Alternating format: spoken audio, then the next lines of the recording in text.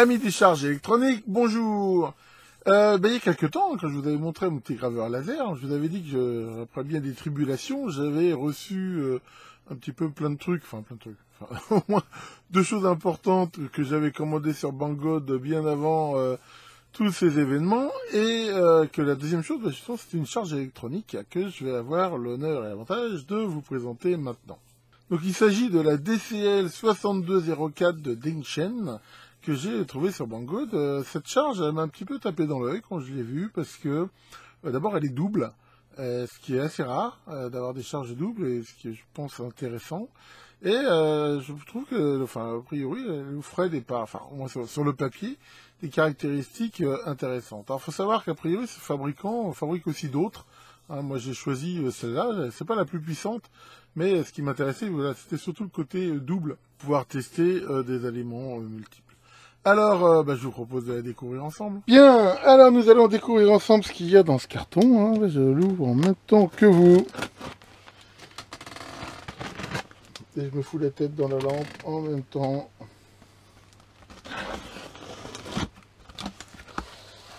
Donc, à l'intérieur, nous avons, hop,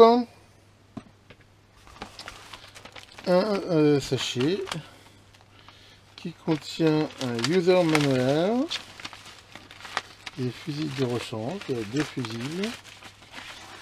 Alors c'est en anglais, manifestement c'est en chinois.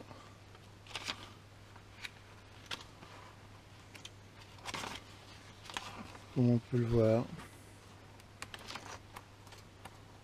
C'est bizarre parce qu'il marque quand même user manual. Mais derrière, bon, on va voir si j'arrive à le trouver traduit. Et a priori, ce qui ressemble à un certificat de calibration. Voilà, bon, ok. Ensuite, dans un petit sachet, nous avons le cordon secteur, donc standard en embase ici. Mais comme on peut le voir, avec une prise chinoise. Bon, voilà. Ça fera toujours un cordon à bricoler. Et là, nous avons l'appareil en lui-même dans cette bague de plastique qui est bien protégé, parce qu'il est en parfait état. C'est relativement très lourd. Et que nous allons découvrir ensemble. Bien, alors nous allons découvrir ensemble ce qu'il y a dans ce carton. Je l'ouvre en même temps que vous. Et je me fous la tête dans la lampe en même temps.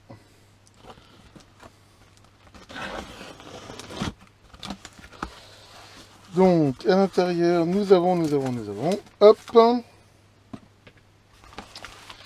un sachet qui contient un user manual, des fusibles de rechange, des fusibles. Alors c'est en anglais, manifestement c'est en chinois.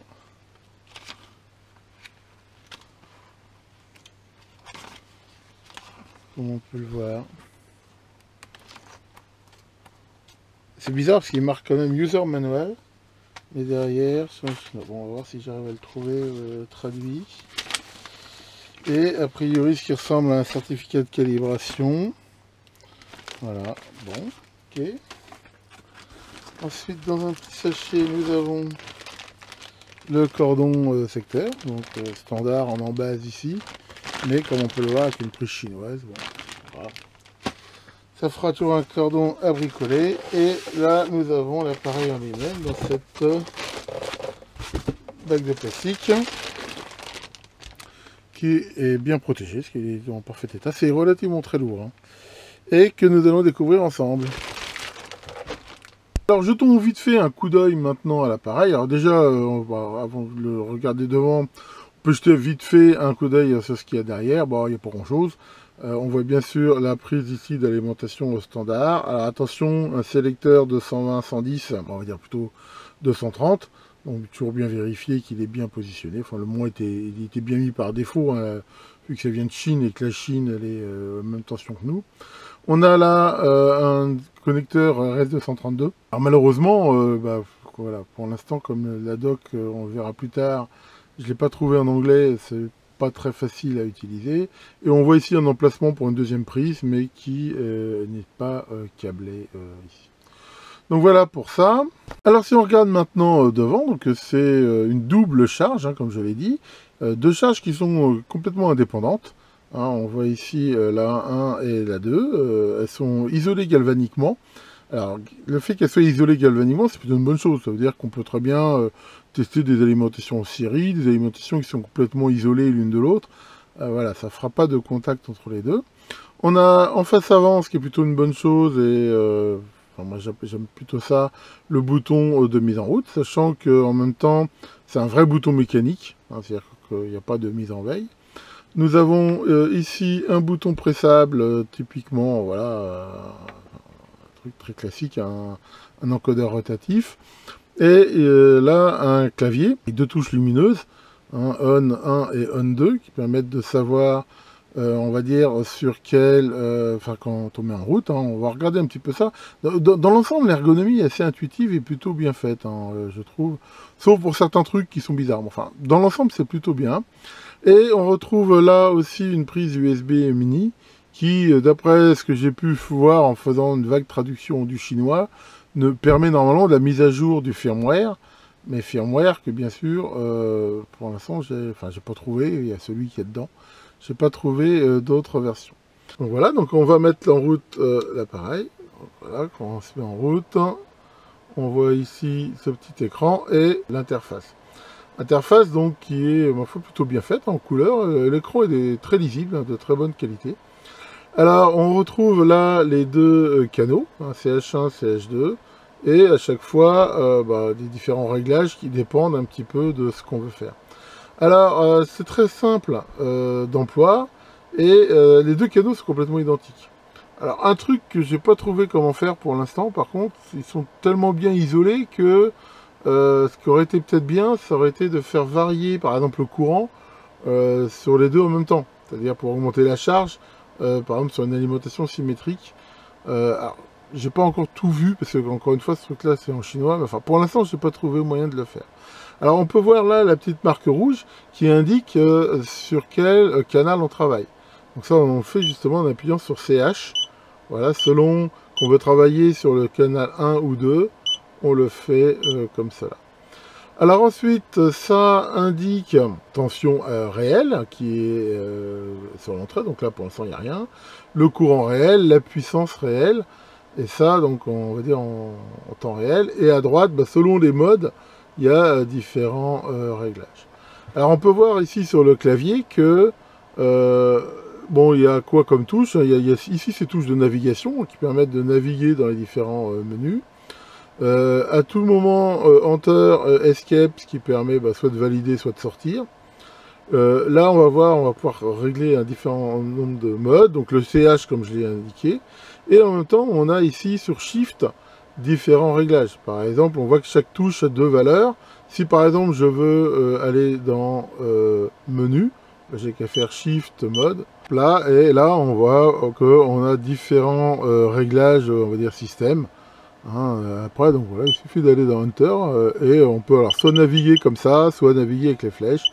Il y a le choix entre deux langages, anglais et chinois. On peut savoir si, voilà, enfin, je ne veux pas regarder tout le détail. Hein. C'est des choses assez simples, hein. Par exemple, voilà, est-ce qu'on veut un son, qu'est-ce qui se passe au moment où on met en route, est-ce que c'est par défaut ou pas, enfin, voilà, des choses comme ça. À tout moment, on peut revenir au réglage et voilà, on sort par Escape. Là, pareil, on a un certain nombre de paramètres. Par exemple, ce qui est plutôt intéressant, là, des limites. C'est-à-dire qu'on peut, je dirais, mettre des limites de tension, des limites de courant. Enfin, c'est un petit peu comme les overprotections et ainsi de suite. Donc, voilà pour ça. On peut régler la vitesse de transmission voilà, du port série. Alors, je n'ai pas encore essayé de brancher quelque chose dessus. Là, on va pouvoir éventuellement enregistrer un certain nombre de choses. À l'intérieur, en gros, il y a une mémoire dans laquelle on va pouvoir enregistrer des réglages, des évolutions de courant, des choses comme ça.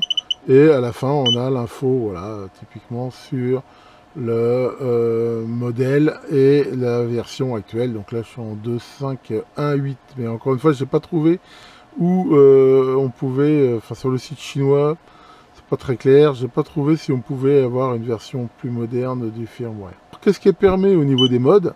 Ben, on voit que c'est assez riche, hein. Alors, il y a les trucs classiques, on va dire constant current, constant voltage, constante résistance, puissance constante, hein. Ça veut dire quoi? Ça veut dire que en CC, ce que je vais régler, c'est le courant, et que la charge va s'arranger pour faire toujours passer le courant que j'ai donné, sachant que si elle ne peut pas le faire, à mesure où la charge n'est pas capable de le faire, eh ben, elle fera ce qu'elle peut au maximum.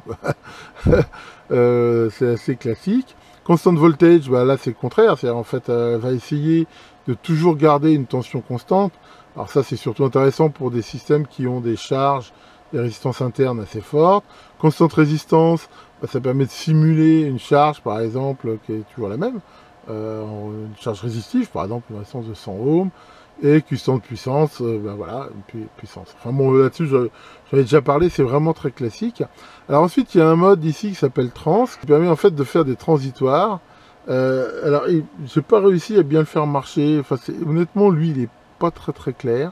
Par contre, un mode qui est super intéressant, hein, je vais y revenir, c'est le mode list, qui lui fonctionne très bien et il permet en gros de définir un certain nombre de séquences. Par exemple, je vais lui dire, ben voilà, pour l'instant, je consomme 100 milli, et puis après, je vais consommer 1 ampère, et après, ainsi de suite.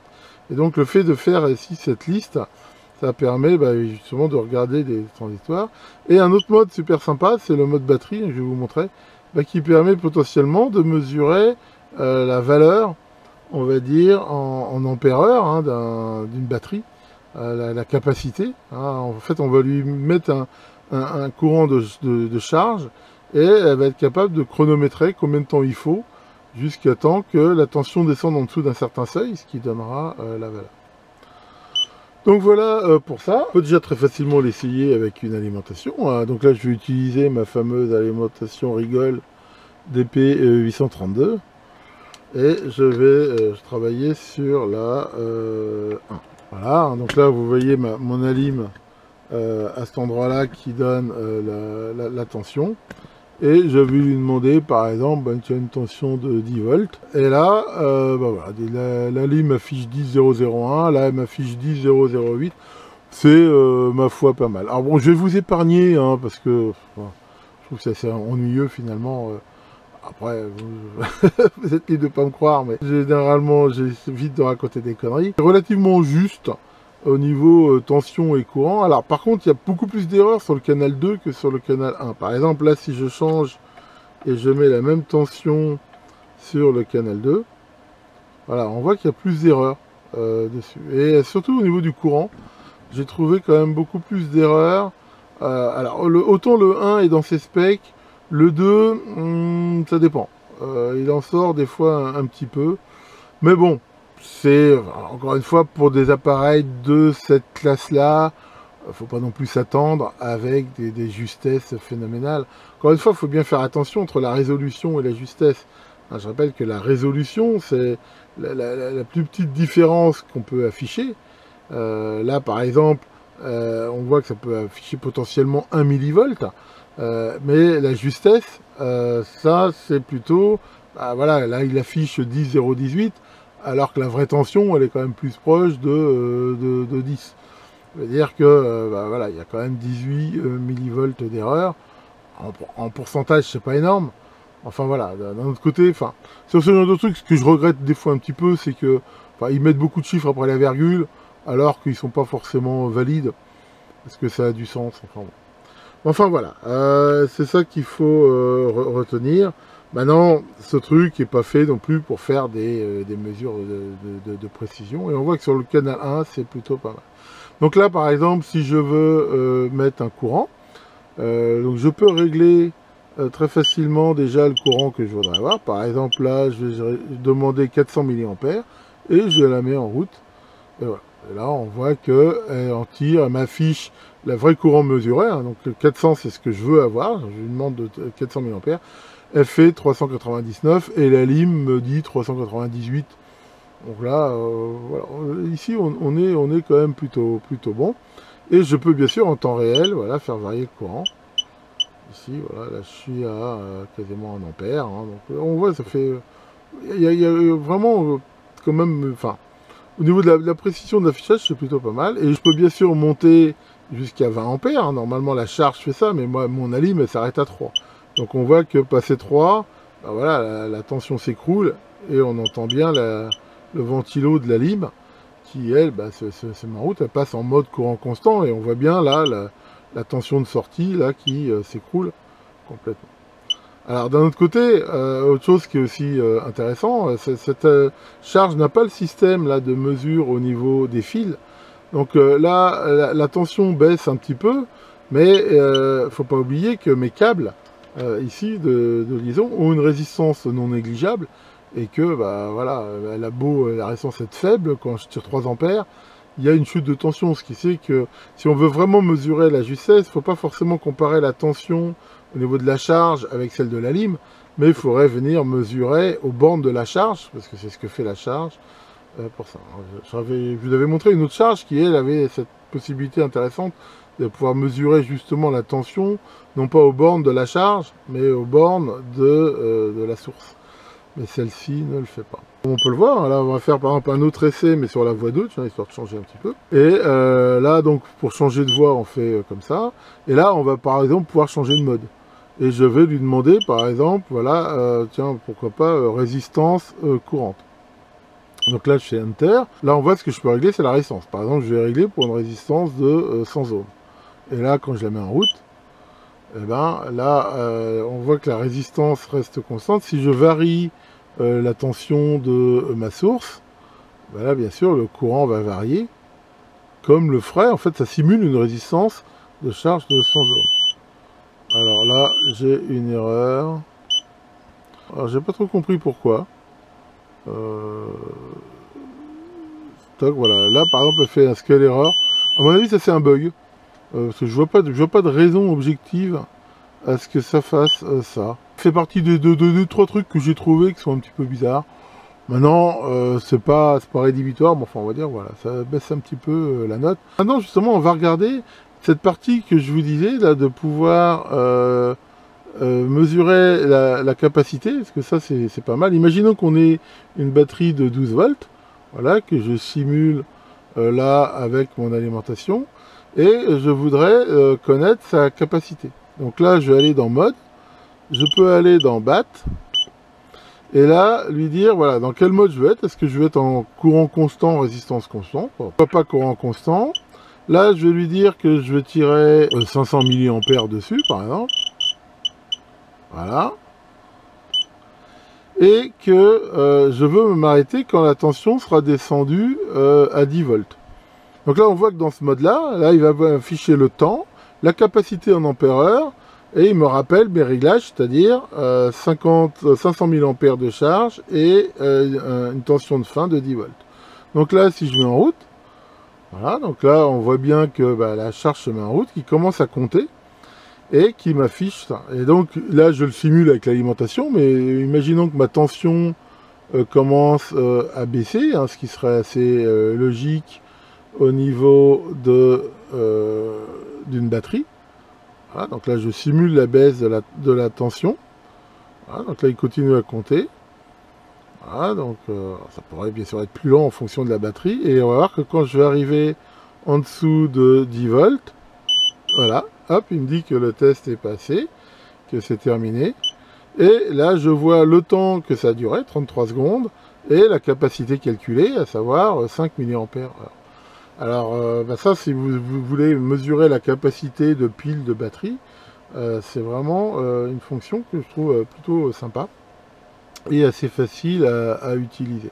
Je vous avais montré au niveau des modes, hein, il y a ce système liste là, voilà, où on voit qu'on peut rentrer en gros un certain nombre de pas, et pour chaque pas mettre la valeur, le temps que ça doit durer, et éventuellement on peut même mettre des valeurs max et min pour lui dire, enfin il y a plusieurs modes où on peut lui dire bah, dès que ça sort de cette valeur là ça passe au suivant, ainsi de suite. Donc bon c'est pareil, je ne vais pas faire une vidéo trop longue, mais c'est quelque chose de plutôt intéressant que j'ai pas trouvé sur beaucoup de charges électroniques. Sinon on a ce fameux mode trans là, donc qui va permettre aussi de faire en gros des impulsions. Et selon, d'après ce que j'ai compris, plusieurs modes là, c'est-à-dire en mode continu, pulse ou dans l'autre sens. Mais ce qui est bizarre, c'est qu'en mode continu, j'arrive pas à le faire répéter. Il y a une notion de trigger. Hein, alors apparemment, il n'y a pas l'option là. Ça serait une option qui permettrait de déclencher ça de façon externe. Et là, pour le déclencher, c'est manuel, il faut faire Shift Trig. Alors ça, c'est pareil, c'est bizarre parce qu'au début, quand on veut le mettre en route, on a tendance à appuyer sur On et ça marche pas. C'est assez bizarre. Il faut faire Shift Trig. Mais j'arrive pas à le faire répéter. C'est-à-dire, ça le fait une fois et après, ça s'arrête. Alors, est-ce qu'il y a moyen de le faire? C'est pareil, là, au niveau de l'interface, là, on peut voir qu'au niveau du repeat, c'est assez bizarre parce que les chiffres sont pas cadrés. C'est cadré bizarrement. Donc, voilà. C'est bon. Il faudrait que j'y passe un peu plus de temps, mais voilà. C'est le truc qui est pas trop clair là-dessus. Enfin sinon, c'est quand même dans l'ensemble très agréable à utiliser. Alors ce qui est aussi intéressant, je trouve que ça prend pas beaucoup de place. Alors c'est vrai que ça monte pas très haut, enfin, je veux dire comparé à d'autres charges, 150 volts, 20 ampères, mais je dirais dans beaucoup de cas d'utilisation, c'est largement suffisant. À la limite, moi les charges que j'avais, elles montent des fois plus haut, mais souvent, enfin, c'est assez rare de monter aussi haut que ça. Donc... Alors, jetons un petit coup d'œil à l'intérieur de cet appareil. Bon, ma foi, c'est, on va dire, assez classique. Et à ce boîtier en tôle, là, qui est, ma foi, plutôt costaud. Donc, on retrouve ce tunnel formé de deux radiateurs qui sont soufflés ici par ce ventilateur, sur lequel on retrouve deux cartes absolument identiques, hein, ce qui correspond évidemment aux deux canaux. Voilà, et on peut voir qu'à chaque fois, il y a trois MOSFET, des IRFP 250M, voilà, avec chacun leur résistance de mesure du courant, hein, et qu'on voit ici le shunt, et leur logique de commande, sachant qu'on voit bien ici les photocoupleurs qui assurent l'isolation galvanique. Donc on a bien ici deux cartes qui sont complètement identiques. Le tout au niveau alimentation secteur est fait par ce petit transfo. Et on retrouve là en face avant, on va dire tout le système d'UI et de commande. Bon, la qualité me paraît pas mauvaise. Enfin, je veux dire, elle est en rapport avec le prix. Il n'y a rien à dire par rapport à ça. Alors, que dire sur ce DCL 6204? Bah, globalement, je suis plutôt assez content quand même. Je lui mets la note de 16 sur 20 parce que, bon, voilà, il faut reconnaître que globalement, j'ai pas quand même trouvé de défaut rédhibitoire. Hein. Ce que j'ai bien aimé, c'est que globalement, c'est comme de bonne qualité. On voit même aussi à l'intérieur hein, que voilà, c'est pas dégueulasse, c'est relativement bien foutu. La qualité de l'écran est très bonne. C'est assez riche quand même fonctionnellement, hein, même si il y a certaines choses en effet où c'est pas forcément évident à utiliser, mais enfin, je veux dire, pour les utilisations, on va dire, tout à fait normales et les plus courantes, ça le fait très bien. L'ergonomie est même plutôt bonne, et surtout le temps de réponse aussi est excellent. On voit que ça répond bien, il n'y a pas de latence. C'est très compact, et ça, dans un cas comme moi où j'ai pas beaucoup de place, là, quand même, ça permet voilà, d'avoir une charge double. On voit qu'il prend vraiment pas énormément de place. Il y a deux voies donc qui sont complètement isolées et ça, bah, c'est pareil. Hein, enfin, je pense que c'est quelque chose qui était un petit peu gênant justement, c'est que dès qu'on a des alimentations multiples, par exemple comme sur un PC avec du plus 12, du plus 5 ou des alimentations symétriques, bah là, ça permet de répondre à ça sans être obligé d'avoir deux charges. Et globalement, hein, le rapport qualité-prix est plutôt bon. Hein. Enfin, je veux dire, si on compare ça avec d'autres charges, après, on en trouve sans doute qui sont meilleurs que ça, mais les prix augmentent très très vite. Donc là, enfin, voilà. Honnêtement, je trouve que il n'y a rien à dire par rapport à ça. Alors, ce que j'ai pas aimé, bah, c'est l'absence de doc en anglais. Et sur le site, j'ai été voir, alors peut-être je me suis pris comme un manche, j'en sais rien, enfin j'ai rien réussi à trouver. Je leur ai envoyé un email, ils m'ont jamais répondu. L'absence de logiciel de pilotage, donc c'est pareil, il y a un port série, mais bon, enfin, si on n'a pas la doc et on n'a pas le logiciel, ça sert pas forcément à grand chose. Alors, il n'y a pas de mise à jour du firmware. Alors, maintenant, peut-être que je ne l'ai pas trouvé sur le site parce qu'ils n'en ont pas publié pour l'instant. Mais voilà, pour l'instant, j'ai absolument rien trouvé. J'ai quand même trouvé vraiment dommage. Alors, à moi j'ai pas encore vu comment, hein, de pas pouvoir faire varier la charge sur les deux voies en même temps, ce qui je pense aurait quand même été vraiment intéressant. Comme on l'a vu, il y a quelques petits bugs mineurs. Alors je dis bien mineurs parce que voilà, dans l'ensemble, hein, enfin encore une fois, j'ai pas voulu faire une vidéo trop longue, mais j'ai quand même pas mal joué avec, hein. J'ai passé plusieurs heures dessus à faire plein d'essais. Et au niveau donc de l'utilisation, je veux dire standard de ce qu'on peut attendre d'une charge électronique, ça répond bien, ça fait bien le job. Là-dessus, honnêtement, j'ai rien à dire. Alors après, le ventilo tourne en permanence. Ah, il n'est pas très bruyant, mais bon. Enfin, voilà, des fois, ça peut être malin que ça tourne, que s'il y a besoin, là, il tourne tout le temps. Mais enfin bon, c'est pareil, c'est pas non plus absolument rédhibitoire. Et au niveau, comme on l'a vu, de la justesse, enfin de la valeur des mesures affichées, voilà, ça reste à peu près bon. Ce que j'ai trouvé quand même un peu bizarre, c'est que autant, enfin la voix 1 est complètement dans les specs, la voix 2, dans certains cas, elle est un petit peu limite. Alors, ça reste acceptable pour quelque chose de cette qualité-là, mais c'est assez bizarre. Alors, comme on l'a vu à l'intérieur, hein, j'ai regardé, il y a aucun réglage, il n'y a pas de potard, d'ajustement ni rien, ce qui veut dire que c'est sans doute une calibration logicielle. Et là, bah, c'est pareil, s'il y avait la doc, ça permettrait peut-être de la refaire. Mais voilà. Alors, j'ai, pour info, utilisé un traducteur chinois avec un OCR pour traduire la doc, enfin la doc qui était en chinois. Et alors, ça marche, ça donne quelque chose. Maintenant, voilà, ça reste quand même pas. Enfin, il y a des termes, bien sûr, qui sont très bizarres. On comprend pas tout. Donc, je reconnais que j'ai pas encore eu le temps de tout décoder. Voilà pour cette présentation. J'espère que ça vous aura intéressé. Alors bon, voilà, je suis pas forcément rentré dans tous les détails. Je vous ai pas montré toutes les mesures. Enfin, ça fait déjà une vidéo bien longue. Mais enfin voilà, j'espère que quand même, grâce à cette vidéo, vous en aurez assez pour vous faire une idée. Et je pense que cette charge, c'est quand même éventuellement un bon choix, hein. Surtout, comme j'ai dit, j'avais oublié de le marquer, au niveau pureté, je veux dire, du signal. C'est vraiment très clean. Vraiment à d'autres charges, hein, que je vous avais montré, là vraiment, quand on regarde à l'oscillo, même avec des courants très forts, c'est vraiment très très propre, il n'y a pas d'ondulation, et ça, je pense que c'est plutôt un plus. Comme d'habitude, hein, je mettrai le lien dans la vidéo pour ceux qui voudraient plus d'informations. Tiens, Maurice, qu'est-ce que tu dis? J'entends rien. Tu dis mort au con. Bah, pourquoi tu dis mort au con? Parce que t'en as marre d'entendre partout des tas de gens, là ça parle, ça dit n'importe quoi. Et, un jour on dit un truc, le lendemain on dit son contraire, enfin vraiment ça part en couille, donc c'est pour ça que tu dis mort au con. Bah oui, mais enfin, imagine qu'on fasse en plus ça, il n'y aura jamais cette cercueil. Mais bon, l'idée là-dedans c'est d'essayer de pas se précipiter surtout, et de réfléchir avant d'agir. Titre personnel, je pense que c'est la meilleure chose à faire. Donc, bah, bon confinement, parce qu'a priori il y en a encore quand même pour 2 semaines, et à très bientôt pour de nouvelles vidéos.